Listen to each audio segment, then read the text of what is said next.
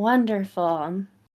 Um, I didn't think traffic was going to be as bad as it was, because I didn't know the game was today. that makes sense. All the years that I was driving Lyft and Uber, and I was living in St. Paul, I kept telling myself, I really need to get like a set of calendars to show me when the games are for like baseball games and So then you can drive? Yeah, Make that because thing. actually I was lazy and would usually avoid it because it was so busy and annoying. Because it would always happen where like I don't know what the days are, and then I've actually been responsible. I got up early, I did the morning business rush, and then I do the afternoon rush. And I'm like, I just want to go home, but I can't because they've got like 12 streets blocked off because Oh my God. the Wild are playing at the ice arena, which is in downtown St. Paul. So they block off like all this shit because it's all foot traffic. So the streets are just full of people. And like I get down to one street on Kellogg. Kellogg goes like right by the river. It's up on this big bluff. So I can literally see my apartment. It's like 4 blocks away and I can't get there. And I hate it. I will say though, there were definitely times when like coming back into that, like especially on days where I was irresponsible and didn't get on the road right away, and then a game starts up or there's like a concert or something, and then I get people who have to go like 20 miles away, and that ends up being like an $80 fare. So I was like, hooray. But the times that I remember are, of course, when I just want to get home. I need to go 3 blocks, but I have to drive like half an hour around the city to get home. Yeah. I was thinking, because we're like 5 blocks away from Coors Field, so I was like, oh, people aren't going to park this far. No, they definitely will. It's like a 15-minute walk to get over there, but they're like, oh yeah, you know what? And I feel like we should tell the guy who owns the lot that we use like for parking for work that like most people don't pay. I feel like he does not know that. See, I was we pay him like a flat fee, like for our office. I assumed that it was a non-pay lot. No. I figured it was like a lot just for your office.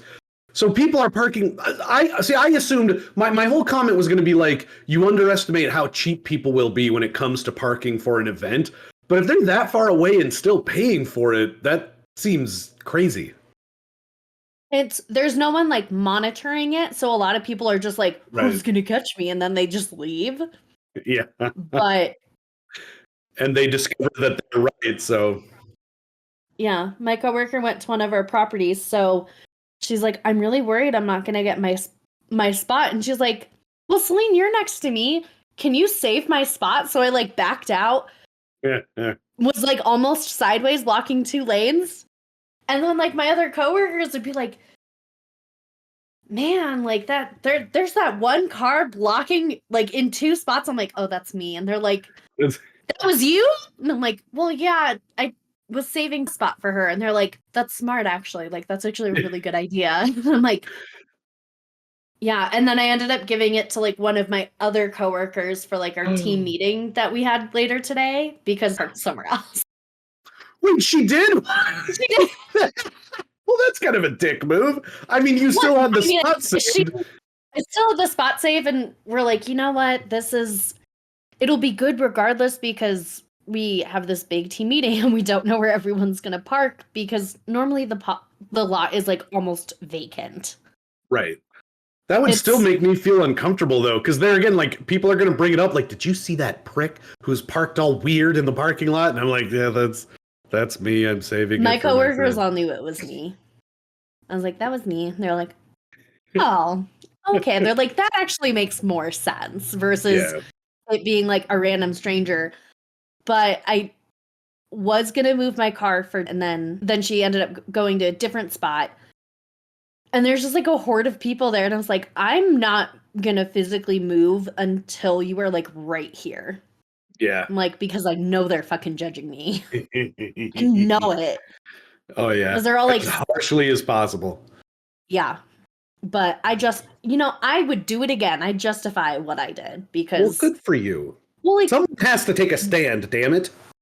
Well, and it's also, of all the parking lots, it's not the nicest parking lot. So. Oh. Yeah. But there's it's close enough to the stadium, and it's that's close enough part. that people will still walk. But it's super cheap.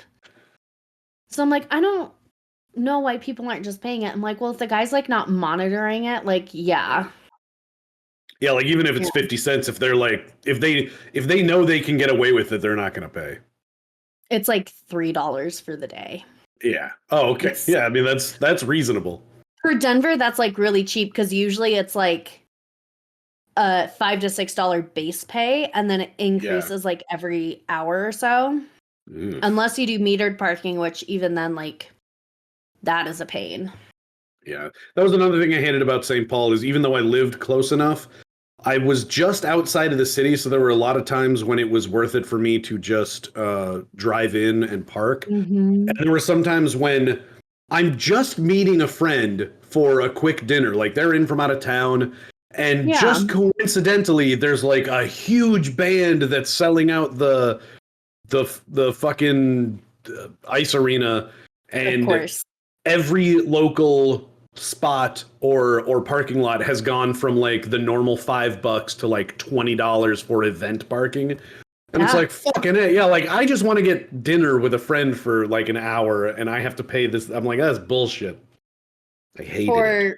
For one of my friends' bachelorette parties, we were downtown and there happened to be a Rockies game, which it was around like I think it was like the weekend before the 4th of July, because then her wedding was like the next weekend. That's a rough time to have a wedding. Yeah. It was very well done, very beautiful. But as we were like trying to find a place to park, I went into this one lot and was like, oh, like, how much is it? And the guy's like, it's $75. Oh. I was like no, thank you. I was like, okay, like, I'm going to go turn around. And they're like, no, you have to back out onto like one of the busiest streets in downtown. Oh, God. Like, no, you just have to back out. And I was like, I'm not doing that. I can't see. You.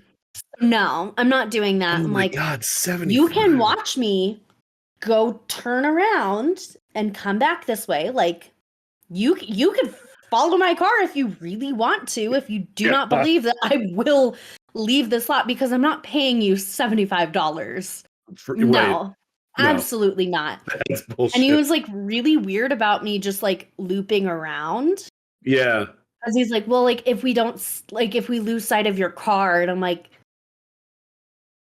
is it really going to be that long from me going down one lane, going back up the other, that you won't remember that I was just here? Right. Like, will that much time have passed for you that you will not remember me? Oh my God! What? Yeah, we went to a rolling. I was like, I'm not backing out. Nice. Absolutely not. No, I wasn't budging on that. We went to a Rolling Stones. We went to a Rolling Stones concert in Minneapolis last year, and I think the parking was like $25 or $30, maybe. Okay. I'm like, even, and that felt expensive, like for event. And I'm like, I feel like the Rolling Stones, it would have been more, but 75, that is unreal. Oh, yeah. And then we found a place that was free. Oh, well, there you go. It's like, oh, thank God. Yeah. Wonderful. I'd much rather pay nothing. Like, I would have been fine paying like 10, 15, maybe 20, but like, I am not paying $75. No. That's a pretty controversial statement. I got to say, I would rather pay nothing. I feel like people would rather pay. I would rather pay nothing. I would much rather pay nothing. Like, you don't say. I do feel like most people would rather pay nothing. Yeah, it's no. Oh, well, my God. It's like when I was in college, the parking structures in Fort Collins, they're $1 an hour, and the first hour is free, and it's always free on Sundays. Nice. And in college, we're like, this is so much money. I'm not parking in the structure. I'm going to find free parking. Yeah. And now as an adult, I'm like, I will pay the $4. Oh, yeah. Interestingly enough, I know I've mentioned this to people before, but I don't think we've ever talked about it, at least on here. The thing, I was a little nervous about doing Lyft and Uber back when I did it, because I am from country areas. I'm not used to driving in the city, and I thought that it was going to be really scary and intimidating. And I found out really quickly that driving in and around the cities isn't really what bothered me. What I always hated was finding parking, especially like if you're going for an event, like you're going to be parking for a while, or if you're going to be like going to multiple places, you want to find that one spot that's like perfectly like centrally located. Exactly. Yeah. And I quickly discovered that I really didn't have that much anxiety about just driving around, because I got to just pull over on the curb real quick, turn on my hazards, people would either jump in or jump out, and then I just get to drive away again. And I was actually delighted by how much it didn't bother me, because I'm like, oh, I didn't realize how much trying to find parking was like giving me anxiety. And yeah, so I didn't realize how much of like city living was just trying to find parking. Yeah.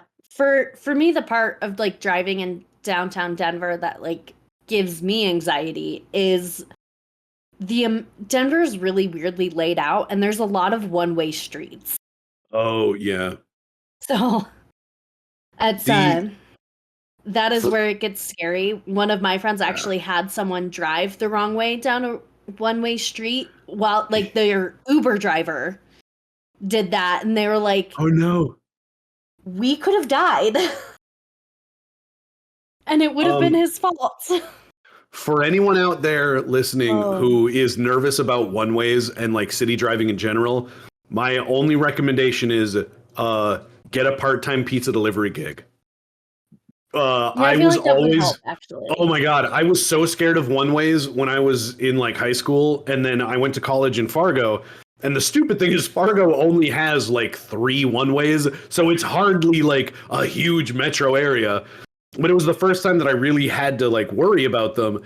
And I ended up delivering pizzas for like 2.5, 3 years. And now even going into Minneapolis, I understand what their purpose is and how they work. And it completely removed all of my anxiety about one-ways. And even the times like it's just kind of that trial by fire. Even the times when I would turn down a one-way and I would see headlights, I got so used to it. I'm just like, well, here comes another asshole. I'm like, I better move over. Give them room, and then like flash my high beam. So I'm like, dude, you are going the wrong way. Try to give them notice. Yeah. But it will without a doubt absolutely cure you of any fear of one-ways. That is good to know. I don't have plans to do any of that. I do what I need to, and that I get to work and home just fine. Yeah, I mean, if you have a full-time job, it's not really a great recommendation. I'm just saying it works. That's all I'm saying. No, I could see how that works. I mean, although these days, if I am like going out downtown, I would probably do what I did on St. Patrick's Day, which is park my car elsewhere and then take a scooter to like the downtown area. Yeah, that would be a lot of fun. Did you guys scooter back too? Yes, I did. Okay. How did that go? Because it's St. Patty's Day, so I get the feeling. Well. Oh, okay, good. I was going to say you're probably in a pretty distinctly different state of mind on the way back. Yeah, I don't think you're supposed to do that. No. Actually, no. Speaking of different state of mind, this is Peculiar Pairings, the podcast. Welcome. Hello. I didn't mean for that to be quite so abrupt segue. What I was going for is I have already dove into our drink for tonight. Yeah. How is that going? Because I could not find it, so I do have a different drink tonight. Oh, okay. Well, that's fine. I didn't think that it would be that hard to find. I only say that because I've only had it once before. And we had it recently at like a kind of New Year's sort of party. And it was Lily's dad, actually. He has like this whole vessel for dispensing and everything. Oh, that's cool. It was actually really cool. It has like these 4 spouts. I'll stop burying the lead. What we're talking about is absinthe. And Yes. it the first time I ever had it was just this year, and you might be happy that you're not having it. Are you a fan of black licorice or like black jelly beans? No. Does Well, it taste then like that? Oh it God, no. tastes exactly like that, which is That is another also thing I why forgot I'm not about. a fan of like Jaegers, because that it has Okay, that safety. yeah, which is great because it is, I mean, even more than Jaeger, I would say it is that exactly. And here's the thing, Oh. you add sugar to it. Like that's part of the, I took some pictures and stuff. Oh. And it still tastes incredibly strongly like black licorice. But the other thing is, the first time we had it, we went up to her dad's place for like the weekend. We had a really nice meal, and we're enjoying the afternoon. And like prior to this big party that they're gonna have, we decided to have some absinthe. Yeah.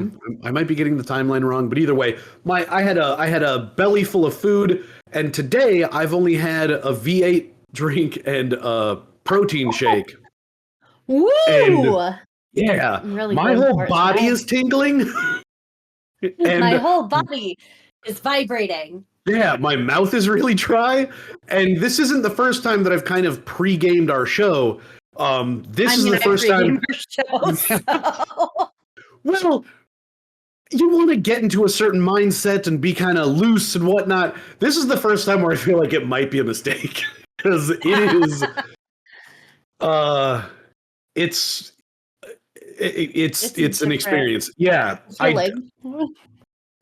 It's not. Yeah, it's not like super different than alcohol, but it sort of hits more quickly, I think, than I would expect.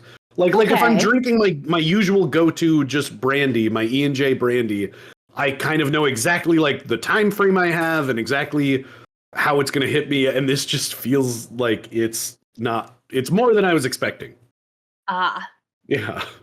But if you like black licorice and you are interested in going through the preparation, because what you're supposed to do is get a sugar cube. You put the little kind of quote unquote spoon that it comes with. It's kind of a grated thing.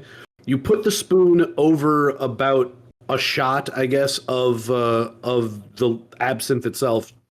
And then you pour ice cold water fairly slowly over the ice cube, and it dissolves into the drink, and then it becomes what it is. And I added a lot of sugar, and it is still very black licorice-y. But I spent like 2 hours. I found the one that I wanted. It even comes with the little spoon thing. And then I was really proud of myself because I am usually the reason that we're behind. And I'm like, I'm ahead of schedule today. I've got everything prepared.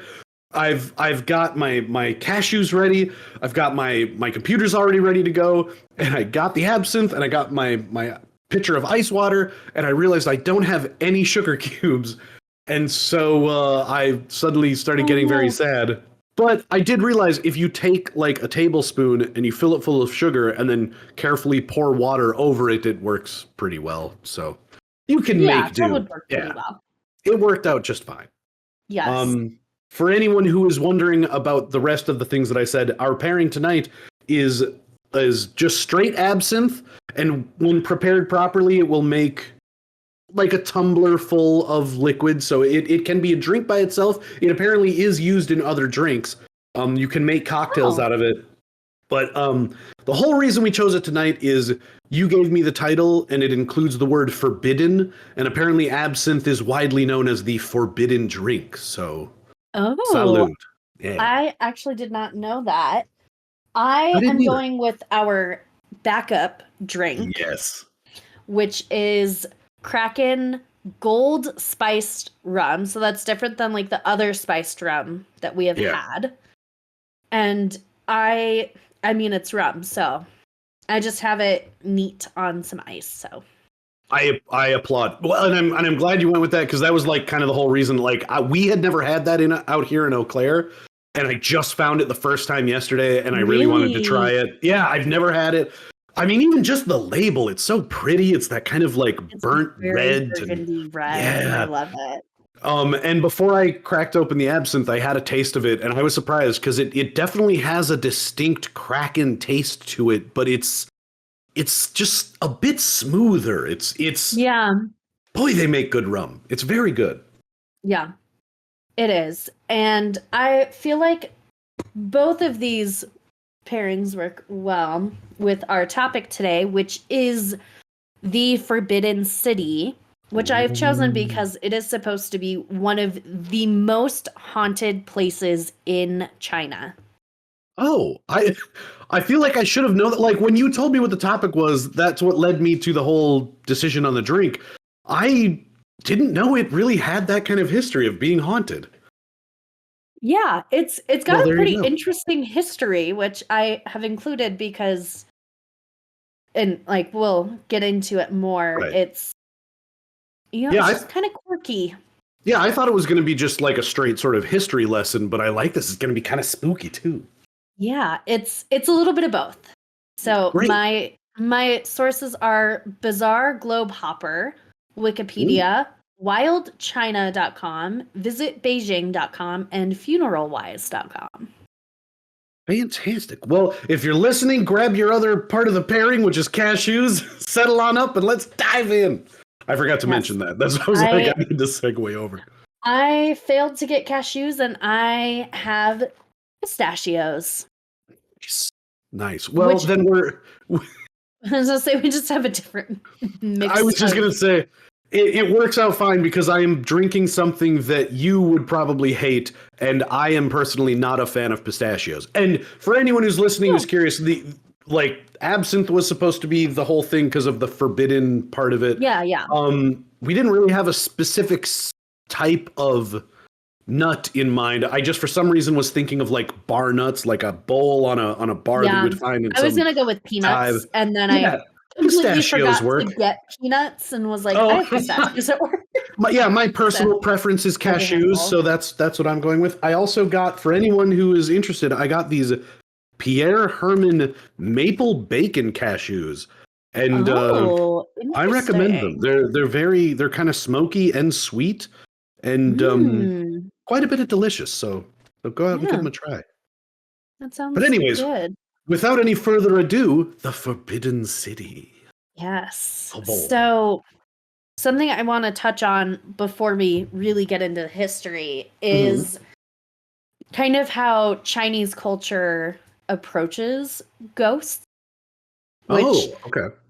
For anyone who has ever watched like Mulan, which is like not a great example, but there is like the tie to like ancestry and a high level of like respect for your elders. Right. And that does carry on into how they approach ghosts, which is that there's a lot of superstition, and there's like a lot of different things they do for good luck, like having red, having different things like with the Chinese New Year or Lunar New Year, I should say, and all of that. But they also treat them very respectfully, but avoid them as much as possible. Okay. I was gonna try to make a comparison to like a Hispanic culture like Dia de los Muertos, where it's like a celebration, but so they're respectful but also fearful. Yes. Okay. It's like taking that respect that like you have for your elders, amplifying that a bit, but also being like, absolutely do not interact with them if you can. Gotcha. Okay. So yeah, it does have that sort of reverence, but it's also like they're ghosts and they'll like fuck you up. So just give them space. Yeah, just stay away. Yeah. As I have a quote from Confucius saying, treat them as gods, but keep away from them. Oh my. So it's like, don't invite them into your home. Don't make that like a welcome thing. But should you happen upon them, treat them very well. Okay, yeah, don't. So, okay, yeah. So, yeah, it's the idea that they are your ancestors. We should treat them with respect, but they will fuck you up, bro. Yeah, Stay away. Okay. And one of the big good luck like traditions is they have what they call gatekeepers, which are in almost every single doorway or like right at every doorway. They're like the little dragon guardian things. Yeah. And that is to keep evil from like entering through the doorway and like spirits from like entering through. Oh, cool. Yeah, I've seen a lot of those and they always looked really neat, but I've never known that they had a purpose. They do have a superstitious purpose. Fantastic. And then they also have like ledge steps on like the doorways. So like to get into a door, you have to step up. Yeah. Inside. Can ghosts not do that? That is the idea, is that no. Ghosts can't jump, so they can't like jump inside, so they can't like step into the doorway because it's like too close to jumping. Well, that's why they're so like upset all the time. Like if you were, I mean, imagine if you were stuck, like especially at a certain place, and you're a ghost, and you're like, I just want to go inside. Like it's raining out. I'm a ghost. Like it's not like I really get wet, but I don't want to be outside right now. And you go to the front door, and you're like, you motherfuckers, I can't jump up in here. I can't go 6 inches. This is bullshit. Yeah, I would be a pissed off ghost too. It's one of those things. I didn't know that was like a thought. I'm like, but they walk through walls. Like it does kind of show like I would be very curious to see if they do have that kind of thought of ghosts, like the property of them kind of being mist-like and being able to pass through solid objects. Because it's like, why? Yeah, how would they be able to do that, but then not cross like a threshold that is up so high? I wonder if that's just sort of a cultural difference. Because I'm like ghosts in the U.S. they usually fly around and shit. I think they see ghosts being more people-like and less like misty, if that makes sense. Okay, yeah, they're more solid. They're solid spirits. Yeah, they're still very much like a ghost when you see one, but they still look like a shambling corpse, but they're not flying around. Probably, yeah. Probably. So the Forbidden City is located in the Dongcheng district of Beijing, it's kind of like in New York and London how they have like boroughs. It's like the different neighborhoods. Right. Gotcha. It's the Hell's Kitchen of Beijing. Yeah. Nice. It's surrounded by like numerous gardens and temples and just like takes up a very large area. How much? I do not know because I did not look. But I can tell you the Forbidden City is old as hell. And that it was constructed from 1406 to 1420. Wow. Yes. Yeah, that is pretty old. Yeah, it is. No, go ahead. I want to say there's maybe one building that I am aware of I want to say it's either in China or Japan where it is almost this old, or it's like it might be a little bit older. And that is the only building that has like original structure items. Wow. Something that old, like you have to like replace the siding. You have to replace stuff as the building ages. So, and say the fact that it is generally still standing and not like super modified is pretty interesting to me. Yeah, that's impressive. That easily a very strong sort of support of them, like the detailed construction of it is very strong.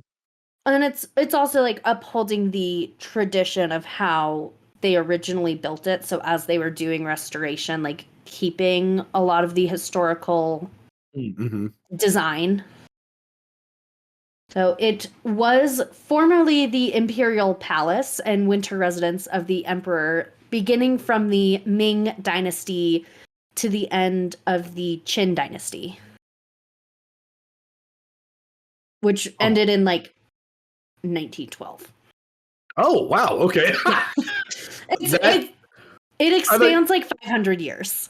Wow. Okay. Yeah, I thought you were going to say like, it was built in 1400s and the Qin dynasty lasted until 16. I was not expecting you to say 1912. Yeah, it is. Damn. Yeah, it was, the home for the emperor, their families, their servants, and like inner circle for literally 500 hundreds of years. Yeah. As Wow. well as like the ceremonial and political center of the Chinese government. I was going to say, do you happen to know if that, like in 1912, is that when it changed from like an empire to like not Soviet, but to like the People's Republic? Yeah. Yeah.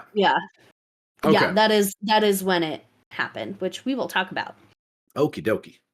And since 1925, the Forbidden City has been in the care of what is called the Palace Museum, which is basically they're like an organization for the palace to like make it a historical site, which it is. It is considered a World Heritage Site since 1987. Yeah, so absolutely. like they take care of the artifacts, they keep up with any maintenance and all of that. So in 1420, when Hongwu Emperor's son, Zhu Di, became the emperor, so the man who was the emperor at the time moved the capital from Nanjing to Beijing, which is when they built the Forbidden City, because he's like, I don't want the capital be like way over here anymore. I want it over here. And this is where I'm going to live now. It has a better view. Yeah, it's nearer some more water. We're going to put a bunch of like cherry blossoms and stuff. It's going to be great. Yeah, it took 14 years to construct and about 1 million workers to complete it. Oh my God. So much work. It's so many people. You know, it's weird too to see, like, I live in Eau Claire and it's a growing city and there are buildings going up all over the place. And it's so easy to take for granted, like, how simply we create things nowadays with machines and computers. And I always forget that, like, back in the day, like, you look at the pyramids, that probably took many people's lives to get, like, even just started. And then nowadays we can throw up condos and stuff in like a summer. Yeah. It is insane how we can do that. Yeah. Then skipping forward in time from 1420, going to April 1644. Oh, that is which there was rebellion in China, and the Forbidden City was captured by rebel forces led by Li Zicheng, who then made himself emperor. He's like, I'm emperor now.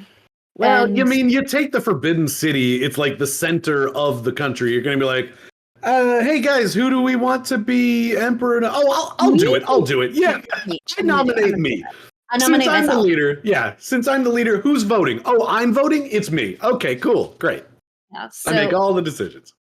When he became emperor, he proclaimed himself emperor of the Shun dynasty, which did not last long, as he later fell when former Ming general Wu Sengui and the Manchu forces combined and set fire to parts of the Forbidden City.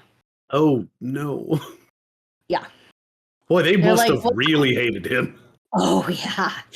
They took their city back and they're like, you know what? We'll burn this place to the ground. How's that sound?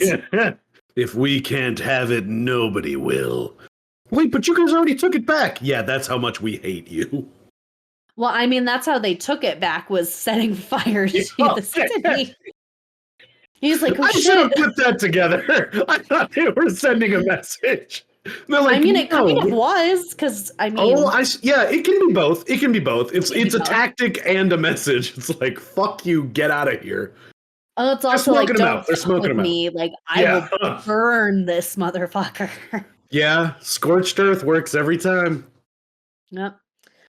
And then in 1860, during the Second Opium War, Anglo-French forces took control of the city and stayed there until the end of the war.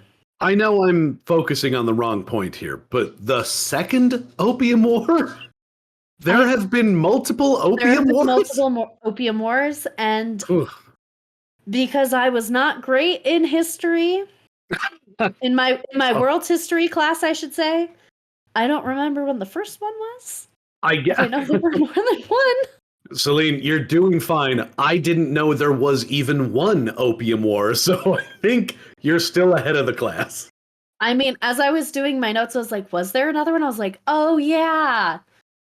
I think we talked about that for 5 minutes in my class, and I'm like, or was I not paying attention? Actually, I take it back. I would love the audacity of historians just to name it, like just kind of pick one of opium war just because. Yeah, they're like, we're gonna George Lucas this, and we're gonna start later on in the saga, and when we discover more, we'll name that one. We're gonna do a prequel Opium War, but we're gonna start with Opium War 2. That would be. I would kind of respect the hell out of that. But I am gonna send you a video later that I had a friend send to me about how the Star Wars movies were named wrong. No. I was showing Gabriel this last night, and he's like, that's not correct. And I'm like, but it makes more sense. And he's like, is it, when you say they're titled wrong, like, do you mean the number that they're supposed to go by, or like the actual title? Like someone went through and was like, this title makes more sense for this movie. You know what? Without even knowing what the new titles are, I agree completely. I feel like no matter what. Yeah, no, I bet I will. That sounds great. And then in 1900, Empress Dowager Cixi fled the city during the Boxer Rebellion, leaving the Forbidden City to then be occupied by the forces of the Treaty Power until the following year, when she then took it back. Well, there's my public schooling coming into play. I have heard of the Boxer Rebellion. I believe I thought it happened in Europe, but okay. I've at least heard of that. Mine is very similar. Nailed it. And then the Forbidden City ceased being a political center in 1912 with the abdication of Puyi, which was a forced abdication. Okay. That was going to be my next question. I believe at the time he became emperor at like the age of 2. So at the time he was still very young. Oh, right. But still very much like involved in their government and was able to being a king or an emperor. Yeah. He was able to still like live at the Forbidden City and remain in the inner court while it was like being used and opened to the public.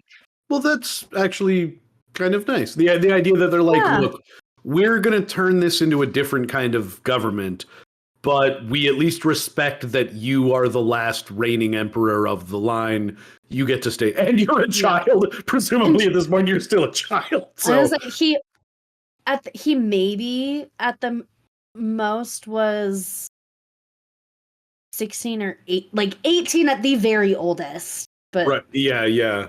But like not an adult king. Yeah. A young king. Yeah. And then I did like how you were like, it was a forced abdication. So it's like, yeah, it's one half step below coup. It's the idea where like they're inside the kingdom, they're in the inner sanctum, and they're like, do you want to live? And he's like, yeah, all right. I kind of like the idea of living. Because here are your options. Yeah, we're taking the government regardless. You can live or not. Will you abdicate, or does this need to go worse? He's like, you can have it. This is not my choice, but right. Sure. It's forced, but okay, I'll stay alive. That's cool. Yeah. And after the establishment of the People's Republic of China in 1949, there was some damage done to the Forbidden City. But during the early 21st century, the establishment of the Palace Museum, they carried out a 16-year restoration project to repair and restore all of the buildings to their pre-1912 state. You know, I made this whole big stink about us like being able to build faster these days and stuff. I just realized that like you said it was built in 14 years and it took 16 years to restore it. Yeah. That's remarkable. With modern technology. Or more modern technology, because it's still I mean, to be fair, I suppose the care and the like they would have to do a lot more research on like how it was before, and they Yeah. need to be really careful about not disturbing how it used to be. So like I can see that, but it still just does seem ironic that it took longer to restore than it took to originally build. Yeah. So that's like a brief history of the Forbidden City. Okay. And there is a few legends and stories that come with it, like any good governing body. Ooh. Of course. Most people just think it's cursed and has been since the day it was built. Oh yeah. Just classic cursed structure. Yeah, they believed that the first emperor was very evil and that he at one point was trying to suppress a sex scandal that happened on like New Year's Eve, so he slaughtered 2,800 people in his harem because he's like, you know what, like I don't want this getting out, so I'll just kill you all.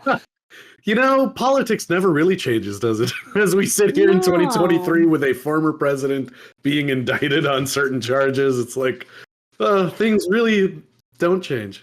They don't. And the official opening was held on New Year's Eve, so they think that it has something to do with like when it was officially like, hey, like it is done, it's open, like the emperor's living here now, that this huge scandal happened and like that brought upon like bad fortune. Oh, okay. And with the fire tearing through the city, it burned 250 buildings and killed people. Okay, yeah, that would make me feel like it's cursed. Yeah. And they believe that with the slaughtering of his harem and just kind of bad luck, that the emperor then became depressed, and this is still in like 1420-ish, that was like his punishment for like his misdeeds was depression, and thus died from it in 1424. Well, yeah, welcome to the human condition, asshole. Like that's it. I killed people and now I'm sad about it. Well, like, I'm the emperor. Oh. And of course, as you know, most good, like bad guys, they had a lot of like jealousy with like mistresses. People were poisoning each other. It's like any good court in Europe where people are like stabbing each other in the back. It's all the same thing. Yeah, so lots of people have died within the walls of the Forbidden City. Okay, yeah. So there's a lot. It's basically Game of Thrones set in China. Yeah, and for a good while, I think, as like a visitor from the U.S., and I could be wrong on this, that we could not visit, but as like a resident of China, you can go and visit because they have very restrictive hours with it, and they very much don't want people visiting as much. So if visitors outside of like Chinese residents are able to visit, it's very limiting. That makes sense. Yeah, it's the Forbidden City. I mean, you can't just let them have access to the whole thing. You can't let them have unfettered access to it. A lot of it, even for people who are able to visit, it is very restrictive. Oh, I bet. Yeah. You can only go into certain areas. It's very secretive. Oh. And it's kind of weird. They don't have it open after like 4 or 5 p.m. Oh, interesting. It's always closed at night. And like they don't want people visiting anytime it's like dark, which is kind of weird. Yeah. Do you happen to know if there's like maintenance people or like security Yes. people that There are guards, and like that's where a lot of like the stories come from about the ghosts there. Right. That makes from like guards and people who work there. Because they're the only ones there at night. And then some people have experiences during the day, but depending on, I'm going to say it just like, I think it just depends on the spirits you're dealing with, whether they prefer to be active at night or during the day. I think you can scare people more at night than during the day. Well, and even if you're a total skeptic, like if you're a guard and you're just like, you're standing at your post, and, you know, especially like in the winter, the sun's going to go down earlier. So it's like, okay, it's 4 p.m. We're locking down. Goodbye, everybody. And then it's just you in a hallway. And like, you know, there are other guards, but I'm guessing they're not like right next to each other. They're not like super close. And you're just standing in this.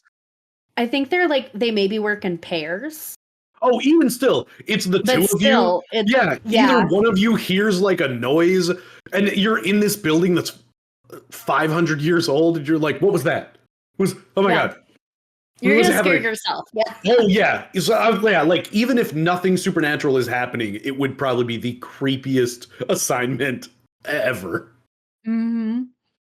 So one of the ghosts that they see is, they call her the Weeping Woman.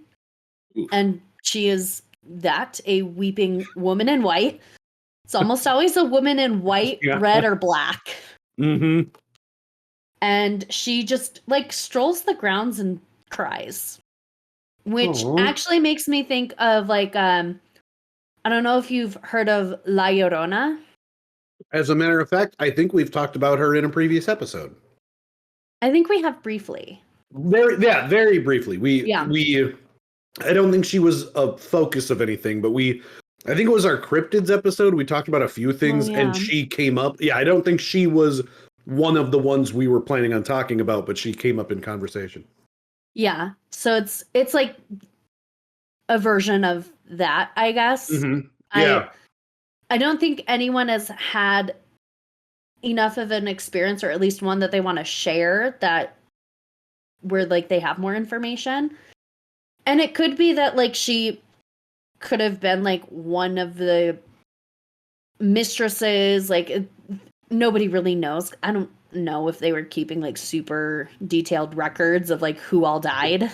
And she never as a ghost, she doesn't stick around to chat. No, she does not. She just gets sad, she cries, and she disappears. People have heard flute music at night. Well, that's kind of delightful. Oh, I was just going to say, you add the at night. You hear at night and you're like, oh, that's like Pied Piper music, and I don't like that. And as a guard, you're just standing there like, just ignore it. Just ignore it. You're like, don't listen to it. Don't go dancing. Don't do it. Don't follow it. And it has to be one of your coworkers just fucking with you. But you're like, no. Oh, God, that'd be so funny. No, I'm not letting them get to me. Not this time. They also see ghost dogs. Oh, which is always it's like a fun, weird one. I think he's like tap dancing or something. Well, because depending on what type of dog you see, it can either be a good thing or a bad thing. Because like a black dog is a bad omen. Mm-hmm. I recently listened to a kind of cryptid sort of thing about that, and the idea of I can't remember if it's like Eastern European or even like more contemporary. Is it where you see it 3 times and then you die on the 3rd time?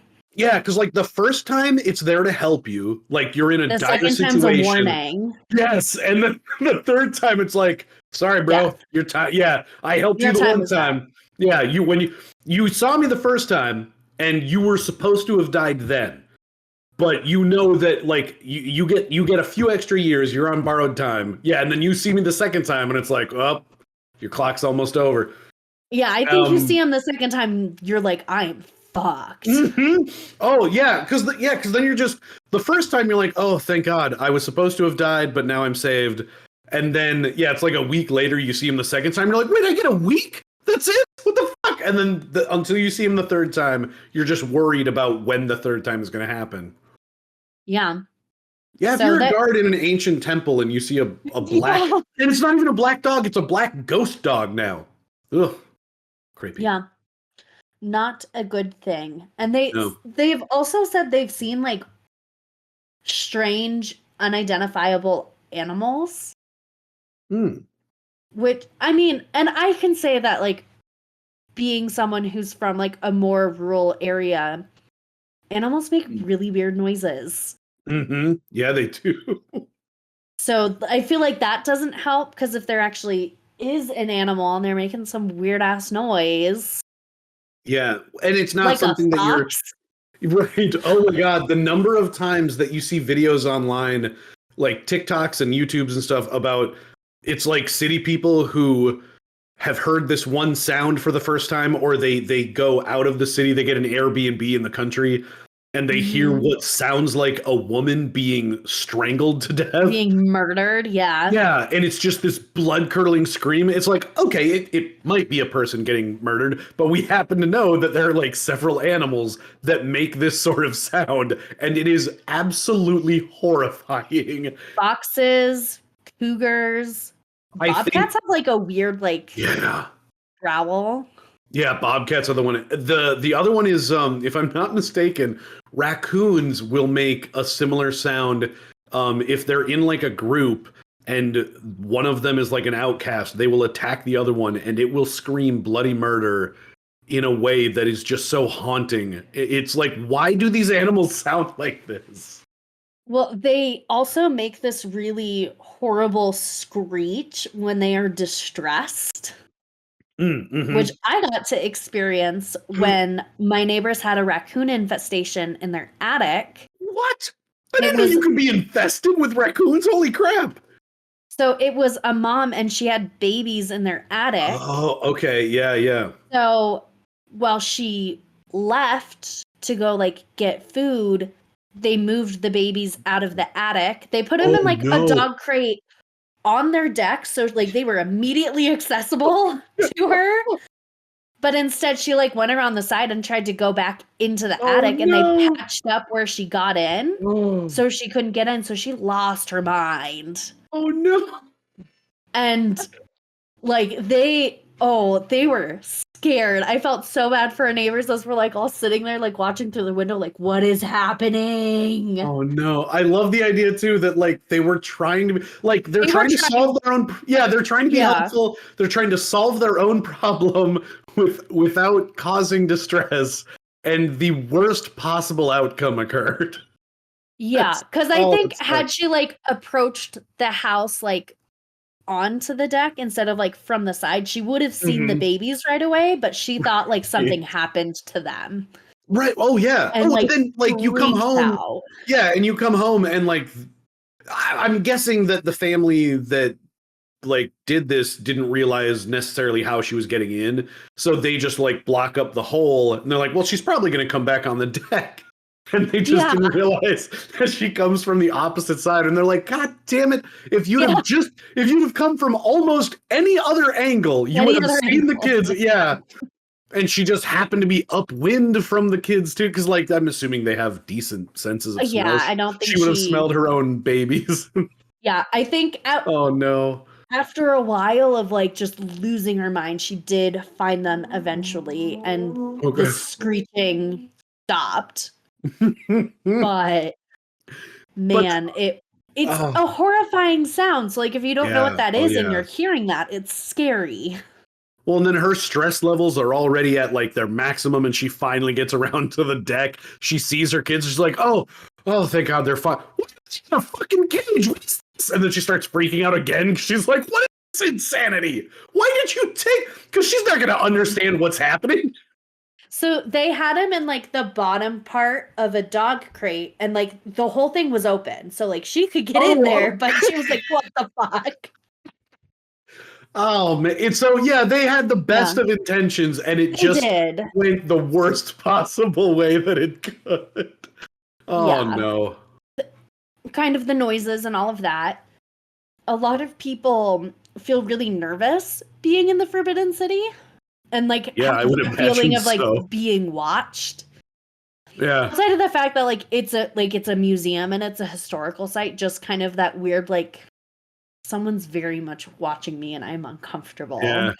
You keep looking over your shoulder, but there's nobody there. Yeah. Which, like, I mean, considering the history, it's not surprising. No, yeah. You just hope that it's not the crying lady. You're like, just please don't be the there is super scary ghost. One other very popular ghost that the guards have seen, and they call her the Lady in Black. Oh, that's even worse. Yeah. I'd rather have the crying lady in white. I don't want the lady in black. One of the guards, and she's been encountered multiple times, but one of them, they thought she was really just like a suspicious looking woman with long hair. And they tried to get her attention, so she ran off, and they're like, oh shit, she stole something. Like ran after her. Lady, we're closed. Hey, don't run away. And what are you doing? They were able to like corner her at a locked door, and they're like, okay, like turn around, like put your hands up, like we caught you. And then when she turned around, she didn't have a face. Oh, no, thank you. I don't know. And then, disappeared into the wind. So that is the one that I think scares them the most. Like of all the ghosts that could be there, they're like, I'd much rather not deal with her. Yeah, no, I love like horror movies. I love weird grotesqueries. I for whatever reason, I like scary stuff. And nothing ever really seems to get under my skin, but people with no face really give me the willies. I don't like that. Thank you. It feels really wrong. Yeah, I'm not sure why that specifically, but yeah, when it's there, there's something about that it makes me think about people with face blindness, and it's like I'm sure they've lived with it their whole lives, so they don't really know the difference. But I always think like if I got some kind of brain injury or something that made me like I woke up one day and I had face blindness, I don't know how I would live. I would just be losing my mind the whole time. I would not know how to deal with face blindness. Honestly, I wouldn't know. Like, do you have to go off of like the sound of like people's voices to know? Yeah. Like, I wonder if that's how people. From what I've read, my understanding is the majority of people have it pretty much their whole lives, and so for the most part, they don't even really understand that they have it. They're so used to, like what you were saying, like they recognize voices, they recognize body cues, even the way that they dress or walk. So their brain, it's kind of like, if you lose your sight, your brain adjusts and it figures out ways to process data. And so it's the same kind of thing where it's like it finds other ways to identify people, but the way that they like not necessarily treat it, but like diagnose it is they show plates to people that are literally just faces, and then they will flip them upside down, and they're like, even with face blindness, you can recognize certain contours and like eye color and stuff. Yeah, you can recognize like this is where the eyes are, this is where the nose is. And they're like, but you absolutely have no idea who people are if you can't kind of make that mapping happen. Or no, I'm sorry, that's how you test how it feels to have face blindness. So like if you take a picture of someone who you know really well and you flip it upside down, it's the same person, but your mind isn't used to processing it that way. So you can kind of get a sense of how it feels. But yeah, apparently they do a lot of like voice and body movement recognition. And so for the most part, they don't even realize that anything is wrong. Yeah. But then one day someone comes to pick you up at the airport and they roll down the window and you don't know who it is. And they're like, it's Mom. Yeah. And they're like, oh, sorry. I didn't recognize you there. Must be a new car. I don't recognize this car. Yeah. Since when did you have a Lincoln? Yeah. So there is a lot of suspicion with it only being accessible during the day. That people are like, oh well, like there has to be a reason why it's not open at night, or why it's now more of like a public.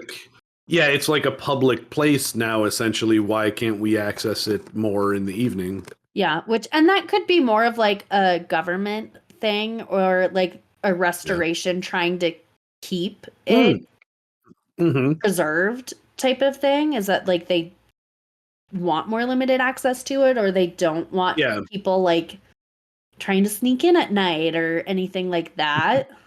Less foot traffic, less people touching shit, just overall, yeah. But I like to think that it could be that maybe they're like worried about people getting scared to death and they're like, I don't want the responsibility. I like to think of it as a night at the museum kind of scenario. Ooh, maybe. Yeah, all of the statues and stuff and all the ghosts come. The terracotta soldiers like come out at night. Yeah. I don't know if they have those there, but I feel like they should. Good pull, though. I wouldn't have pulled terracotta soldier. But no, yeah, like, and then all the guards there, they're not so much guards as much as they are like babysitters, and they're just like stay in the they're just trying to corral all of the statues and stuff. Trying to get them. Right. Yeah, and so by morning they have to like get them back to their displays. Yeah. Or wherever they stand.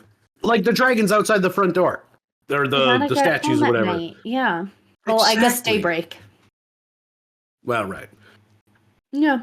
They can't have these statues like wandering around in the forest nearby and then just like freezing in the middle of nowhere. Yeah. They can't have that happen.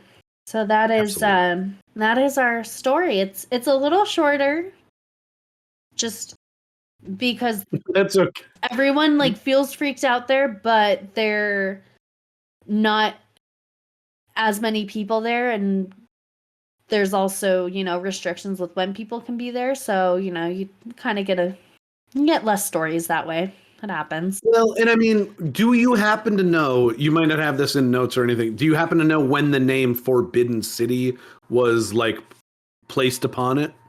I think since its conception, because it is forbidden for people who are not the emperor, his family, or within his inner circle, or a servant to be within the city at all. Like that is you will get murdered, like for treason type of crime.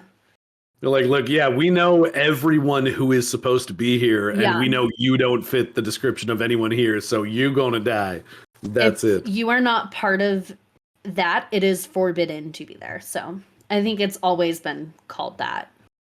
Okay, well, I mean, as far as a name goes, that is a fantastic name. Like to last throughout history, and it seems to be applicable in like every kind of conceptualized state the city has taken. Like from when it was built, it's like there's only for us, the emperor and his family, and then afterwards it was like this is just for dignitaries and the government, whatever. And then later it's like, well, okay, we'll let you in and see things, but you can't see these parts, and you got to get the fuck out of here before sundown. Because shit gets real. And I think there are even different areas where they have it for like different, like there's the like outer portion, there's like a middle portion, and then like the inner center. Where like you could be a dignitary, but you cannot go within a certain area still. Like there's still all of these forbidden areas within it. That could even just be like a marketing thing, like a tourism thing, because honestly, that just makes me want to go and visit it even more. Yeah. Like I'm sure the architecture and the site of it is cool by itself, but just the mystique of like, nobody goes in here ever. That makes me want to go and see. Yeah, it does. It does. But well, thank you, China. Well, thank you for the story. You're welcome. It was creepy and interesting. I also had never heard it. I liked certain additions that I've got now, because like I've heard of the white lady before, and we talked about like the ghost dogs, the black dogs. I've never heard of the black lady. The lady I do not want to encounter a faceless person in black. I don't either. In the middle of night. That sounds horrifying to me. I'm gonna say sometimes it's just that like it's a lady in black and that she just wears all black. Right. And like she still has a face. It depends on the area, because it's 90% of the time it's a lady in white, then it's like a lady in red or a lady in black. Interesting. I mean, it could all be the same ghost, just depending on her mood. She changed her mood today. She is angry. Yeah. She is bright red. Yeah. I'm wearing red. I'm pissed off. Or I'm wearing black. I don't want to be seen. And then you get too close and she hits you with her no face and you're like, oh fuck. No, but otherwise, yeah. Yeah. What do you think of your pairing? As much as I love black licorice, I'm gonna give the absinthe a 5. I'm actually very intrigued to try it in a cocktail. Maybe we'll do that in the future sometime. I'm interested to see how it might mix with other things. Again, as much as I love like black jelly beans and stuff, there is something really off-putting about it. It's a very pungent flavor, even with as much water and sugar as I added. I will say that cashews are one of my favorite nuts. As far as like bar food and stuff goes, I'm gonna give that an 8. Together, I'll give them a 7 because the flavor of the absinthe, I think, is actually helped quite a bit by the saltiness of the cashews. And I actually have two types of cashews. I have just like the regular salted ones, and then I have the maple and bacon ones. And they helped me get through the absinthe quite a bit. So I do not think I would recommend absinthe on its own. But paired with a salty snack, there again, I don't think it necessarily has to be cashews, but I think that's the whole point of a good bar treat. It's salty and peanuts or pretzels or popcorn. Ooh. So good. It's hard to go wrong. How about you? What did you think of the rum? I really liked the rum, so I'm gonna give it about a 9 because it's pretty good. So good. It's really good. The pistachios, since pistachios, I like them, but they are not my favorite nut. I'm gonna give them about a 6. Okay. I'm definitely more like peanuts, almonds, and cashews. I also really love walnuts and Brazil nuts. You know, I wasn't much of like a nut person in general when I was growing up. I started working at a Dairy Queen when I was like 15, and I started putting pecans in some of the things that I made, and those are good. Oh my god, they're so like buttery and almost a caramel flavor to them. Mm-hmm. I do need to ask though, when you held up your pistachios, was that just like a Ziploc bag? Yes. Where are those pistachios from? We had them at work, and that I put them in a Ziploc because I was gonna eat some like at work and then like have a few left over at home. Sure. And I happened to have a Ziploc in my backpack because for a while I was bringing multivitamins to eat at lunch because I was trying to get into the habit of eating breakfast, which I now do. But because eating vitamins on an empty stomach makes you very sick, I had a Ziploc in my bag, and I was like, oh, well, if I'm going to need like a handful later, and then I didn't end up eating them at work like I was going to. So I was like, I don't really want to get a bowl because I'm not having like a ton of them, and then I feel like I'm being wasteful of resources. So, yeah. I do not mean to press, but I do need a little more information. When you say you got them from work, is there just like a bowl of pistachios just like at the office? Like a big bag, like a Costco-sized bag of shelled pistachios. So I just like open the bag and like pour them in. I'll be damned. We also have pita chips at work and guacamole and hummus. I'm assuming those are in containers like in a fridge. Yes, those are like in containers, but like the pita chips, it's just like a bag of chips. Right, okay. I think that answers my question. I was a little worried you guys just had nuts just randomly. No, they are all over the place. They're like in a bag. You're gathering them up from the floor. Like a shelf with like other pantry items. We have a very nice snack setup at work. I was going to say, what it comes down to is you actually have a very nice workplace with open snacks. Yeah. No, that's snacks. That's nice. That's pretty great. I was gonna say the only workplaces I've had that have been even close to that I had to purchase. So I'm like, that's nice if they provide you pistachios and chips. My boss is a big fan of pistachios, so we almost always have those on hand. But which is weird to me. My dad is a huge fan of pistachios, and that is not something that I will have them. I don't mind them, but similar to you, I would think not my favorite. Like, if I have an assortment, pistachios is close to last. Yeah. I think my dad always has a container of like peanuts or almonds or cashews. He likes, those are like his favorite. And my mom used to get this from the store. It's like you just like fill a bag of nuts. Oh, yeah, and then you put them in a bowl when like people come over. And she had like a nutcracker that was just like the 2 bars. I think Mimi has the same one. I was gonna say my dad does the same thing. Or it might be Mimi. That's so weird. It's just a weird dinner thing, like at your house. And you kind of, you grab like a handful, you put them on a plate, you grab the little prongs and you pry them open and it's so much work. Look them and it's you just like shoot the nut like on top of it. You're like, oops. Oh, and some of them are so dense. Yeah, like you understand why we got to the point where people like pre-shelled this shit and put it in a jar, because you sit there for like 5 minutes trying to crack this one fucking walnut and it finally gets open and there's almost nothing in it. Like it's 90% shell and there's one little piece and you break a tooth trying to get it out and you're like, oh good, I'm glad I got that one fucking piece of nut meat or whatever it is. Tiny piece of walnut. And it's just like, why do we do this? Oh god. So thank you again to the places I got these. Like already shelled things are just a modern marvel in my opinion. Yeah. And I will say, I normally do not take snacks from work. That's not like a normal thing that I do.